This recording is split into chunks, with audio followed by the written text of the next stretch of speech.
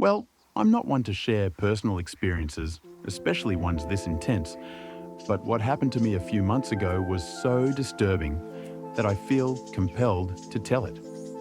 This isn't just a horror story, it's something that made me question my sanity, my perception of reality. So get ready, turn off the lights if you dare, and come with me. But I warn you, this one's not for the faint of heart. This story is long, so settle in because it's going to be a journey. It was early November 2002, and I was in one of the darkest moments of my life. I had ended a years-long relationship, lost a job that gave me stability, and it felt like everything around me was crumbling. It was as if I were trapped in a loop of anxiety, unsure of where to go next. That's when my friend Raphael, who always had a knack for seeing the bright side, told me about a guest house in rural Vermont, in a place called Shadow Hollow. The name already made me uneasy, but he insisted it was the perfect retreat to unplug. The guest house was isolated, nestled in the heart of a dense forest, with no Wi-Fi, no cell service, just you, the silence, and nature. He said he'd gone there the previous year and the experience helped him find himself. I was so desperate for a change that, despite a nagging voice in the back of my mind telling me not to go, I booked a 3-night stay. The journey to Shadow Hollow was long and exhausting. 5 hours on winding dirt roads, surrounded by vegetation that seemed to swallow the daylight.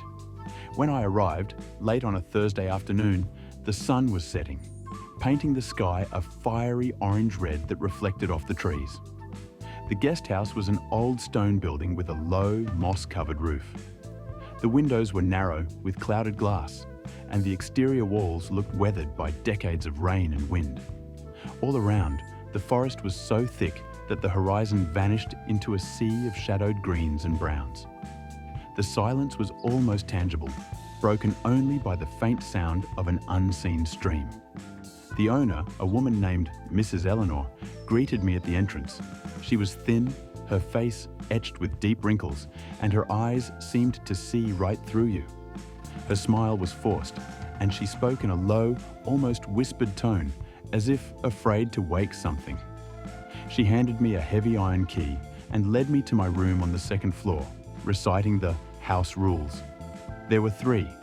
Don't leave your room after midnight, don't enter the forest at night, and never, under any circumstances, open the door if you hear soft knocks.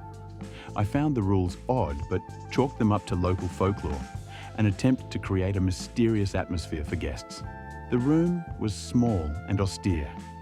An iron bed with a thin mattress, a cracked wooden table, a chair that creaked at the slightest movement, and a narrow window overlooking the forest. What caught my attention most was a large mirror on the wall opposite the bed. It was old, with a chipped wooden frame and foggy glass, as if time had settled a layer of mist over it. For some reason, looking at that mirror gave me a faint sense of unease, as if it didn't belong there. On the first night, I was so exhausted from the trip that I fell asleep quickly, despite the uncomfortable mattress and the oppressive silence of the place. I dreamed of the forest, but it wasn't an ordinary dream. I was walking through dark trails, feeling branches brush against my skin, and there was something behind me. Something I couldn't see but that followed with slow, deliberate steps. I woke up sweating, heart racing, but the room was silent. It was just a dream, I told myself. The next day, during breakfast, I noticed something strange. I was the only guest. The dining room, with a long table big enough for 10, was empty except for me. The guest house had at least a dozen rooms, but there was no sign of other visitors. I asked Mrs. Eleanor if anyone else was staying, and without meeting my eyes, she said it was off-season. Her voice had a tone that unsettled me, as if she were hiding something. Another thing bothered me. Raphael, who was supposed to be there that same week, never showed up. He had convinced me to go, but I hadn't heard from him. I tried calling, but my phone had no signal, and the guest house's landline, according to Mrs. Eleanor, was broken. I decided not to worry. After all, I was there to relax, not to feed paranoia. That afternoon, I decided to explore the property. There was a trail looping around the guest house, and the fresh forest air seemed promising. But as I walked, I realized the place had a different energy. Birds were scarce, and when they sang, the sound was muffled, as if coming from far away. The ground was covered in dry leaves that crunched underfoot, and the trees were so tall they blocked nearly all sunlight. After about 20 minutes, I reached a clearing. At its center stood an enormous, twisted tree, leafless, as if it had been dead for decades. Carved into the trunk was a symbol, a circle with jagged lines crossing at odd angles, like writing from no known language. Looking at that symbol sent an immediate chill through me, as if it were alive, pulsing. I took a photo with my phone, but when I checked later, the image was corrupted, a black smear with distorted streaks, as if the camera had captured something it shouldn't have. It unnerved me, but I returned to the guest house, trying to convince myself it was just a technical glitch. On the second night, the guest house's atmosphere shifted. I was lying in bed, trying to read a book I'd brought, but I couldn't focus. The silence in the room was so profound, I could hear my own breathing. That's when I heard the first sound, a faint dragging, as if someone were shuffling their feet along the wooden corridor. The sound was slow, hesitant, and seemed to approach my door. I stopped breathing for a moment, listening. Then came the knocks. 3 soft knocks, almost delicate, as if whoever was there didn't want to startle me. I remembered Mrs. Eleanor's rule and froze, my heart pounding. I didn't move, didn't make a sound. The knocks stopped, but the silence that followed was worse. It was as if the room had grown colder, as if something invisible were there, watching me. I stayed awake the rest of the night, light on, unable to close my eyes. The next day, I was exhausted. Dark circles framed my eyes and my body felt heavy, as if I hadn't slept in days. I went to Mrs. Eleanor and asked, voice trembling, if there were staff or other guests in the guest house. She stared at me for an uncomfortably long time before replying, "It's just you here, my dear. Just you."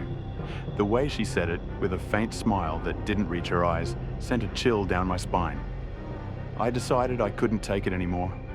I told her I'd leave the next day, and she simply nodded, as if she knew I had no choice. I spent the rest of the day in my room, avoiding the forest and even the mirror, which now seemed to reflect light strangely, as if the glass were rippling. The final night was a nightmare that still wakes me in a cold sweat. Around 11 at night, the dragging sound returned, louder, more insistent. It sounded like someone, or something, was pacing in circles in the corridor, as if searching for something. The knocks came next, but now they were frantic, a rapid, desperate tapping, as if whoever was outside needed to get in. My entire body was shaking, and I gripped my phone so tightly my fingers ached. Then, the worst happened. The mirror on the wall began to vibrate. It wasn't a natural tremor, it was as if it were alive, pulsing with a low hum that reverberated in my bones. My teeth ached, and my head felt like it was about to explode. I couldn't look away. And then, in the reflection, I saw it. It wasn't me. It was a version of me, but profoundly wrong. My face was distorted, my skin pale, almost translucent, my eyes black like bottomless pits, and my mouth twisted into a smile that wasn't human. But I wasn't smiling. I was frozen, tears streaming down my face, my heart beating so fast it felt like it would burst. The thing in the mirror moved, slowly, as if testing the glass's limits. It raised a hand, and I swear I saw its fingers touch the mirror, leaving marks that seemed to burn the glass. The hum grew louder, and a voice began to echo in the room. It was my voice, but cold, empty, as if it came from a place devoid of life. It said, "You're not leaving. You belong to us now. You've always belonged." I don't know where I found the strength, but I grabbed my backpack and ran to the door. The knocks had stopped, but the corridor was pitch black, and the air felt thick, like I was wading through something sticky. I stumbled down the stairs, feeling a weight on my back, as if something were clinging to me. Each step felt harder, as if the house were pulling me back. When I reached the main room, Mrs. Eleanor was there, standing in the dark, arms crossed. Her eyes glinted in the shadows, and she said nothing, only pointed to the exit with a slow, almost ritualistic gesture. I ran to my car, threw my backpack in the back, and drove without looking back, the sound of tires on dirt echoing like a scream. I drove for hours, not stopping, until I reached a small town at dawn. I parked at a gas station, trembling, trying to process what had happened. I called Raphael, almost shouting, asking why he hadn't gone, why he'd sent me to that place. He sounded confused, said he'd never heard of Shadow Hollow, had never been to any guest house in Vermont. I showed him the photo I took of the guest house upon arrival, but there was nothing on my phone. The image was black, as if I'd photographed pure void. I tried searching for the guest house online, but there were no records, no website, no address. It was as if it had never existed. Months later, I still haven't recovered. I moved to a new apartment, threw out every mirror I owned, but I still avoid reflective surfaces. Sometimes, out of the corner of my eye, I see him, my other self, watching, waiting. I don't know if it was the guest house, the forest, or something that awakened inside me, but I know that place wasn't human. It was a void, a hole, where something ancient and hungry lives.